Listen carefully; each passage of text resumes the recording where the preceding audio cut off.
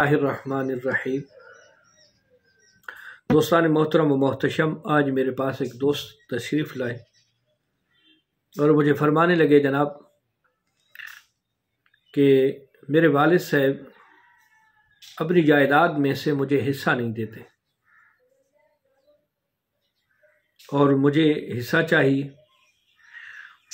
तो मैंने उनसे गुजारिश की कि जनाब किस जायदाद का आप हिस्सा मांगना चाहते हैं। तो वो कहने लगे कि जी मैं उनका बेटा हूं और उनकी जायदाद जो है वो उसकी विरासत में से मुझे हक और हिस्सा मिलना है। तो खैर मैंने उन्हें वो मसला तो समझा दिया, लेकिन मैंने सोचा कि इस मसले को भी दो साहबाब की नज़र किया जाए।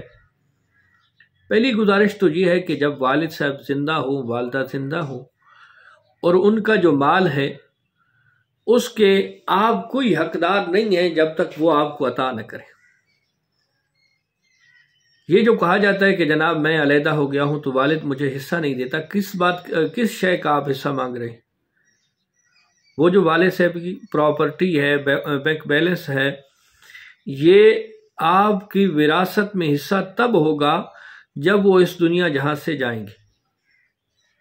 अदरवाइज वो उनकी अपना मलकियत है, अपनी मलकियत है, वो जिसको देना चाहें दे सकते हैं।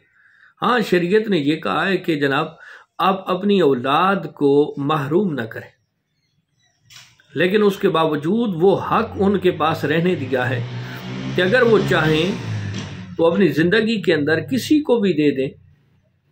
ये तरीका मुनासिब नहीं कि जनाब वो किसी को दें और किसी को महरूम कर दें अपने वरसा में से, लेकिन वरसा में से किसी को ये हक हासिल नहीं कि वालिद या वालदा की ज़िंदगी के अंदर उनसे अपने हक का मुतालबा करें।